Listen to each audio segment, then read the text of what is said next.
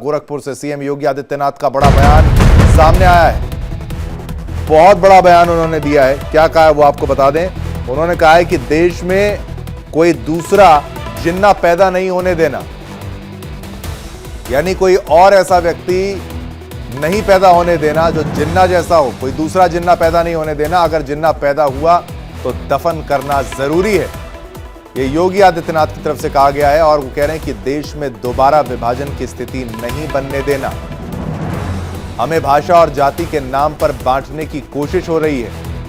तो बड़ा स्टेटमेंट यहां पर सीएम योगी आदित्यनाथ की तरफ से दे दिया गया है, जहां पर वो कह रहे हैं कि दूसरा जिन्ना पैदा नहीं होने देना। बड़ी बात उनकी तरफ से कही गई है। गोरखपुर से सीएम योगी आदित्यनाथ का यह बड़ा बयान सामने आया है।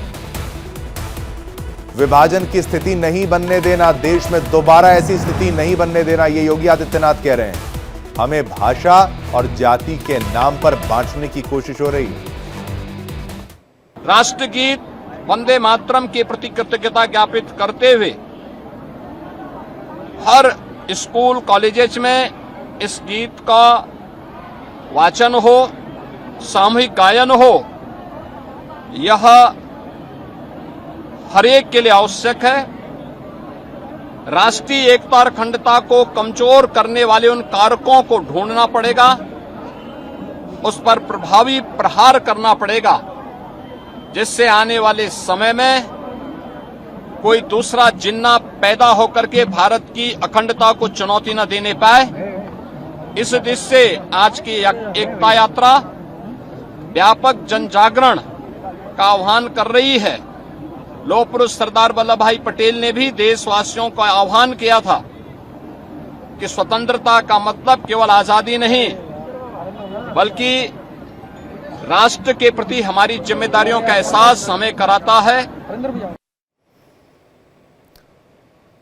अब सीएम योगी के नेतृत्व में एकता यात्रा, बड़ी खबर आपको बता दें गोरखपुर में, जहां पर सीएम योगी के नेतृत्व में एकता यात्रा और सरदार पटेल की 150वीं जयंती पर एकता यात्रा। करीब 2 किलोमीटर की दूरी तय करेंगे सीएम योगी और सांसद रवि किशन भी होंगे शामिल। यह भी इस वक्त की बड़ी खबर आपके टेलीविजन स्क्रीन पर आप देख रहे हैं, जहां पर गोरखपुर में सीएम योगी के नेतृत्व में एकता यात्रा, सरदार पटेल की 150वीं जयंती पर यह एकता यात्रा करीब 2 किलोमीटर की दूरी तय करेंगे सीएम योगी आदित्यनाथ और सांसद रवि किशन भी होंगे शामिल।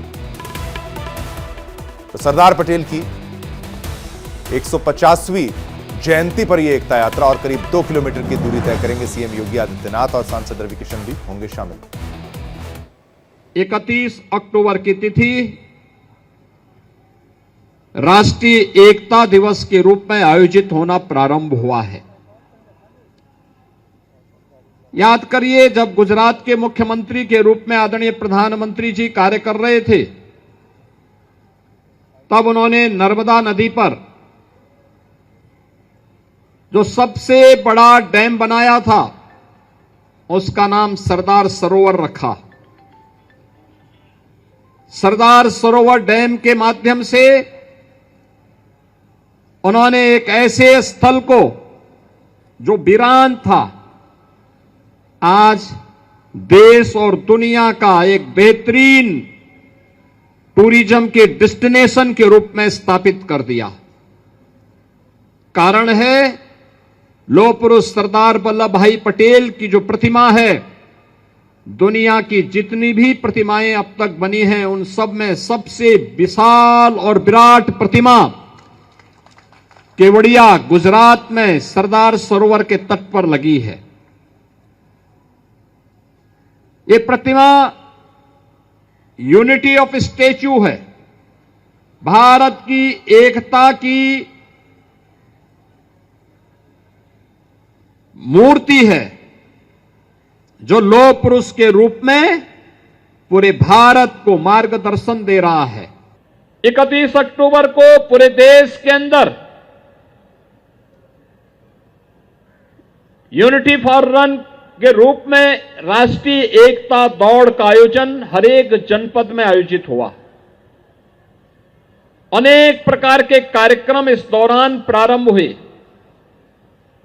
लौह पुरुष सरदार वल्लभ भाई पटेल के व्यक्तित्व और कृतित्व से जुड़े हुए विभिन्न प्रसंगों को लेकर के भारतीय जनता पार्टी ने भी और सरकार के स्तर पर भी अनेक प्रकार के कार्यक्रम प्रारंभ होने शुरू हुए।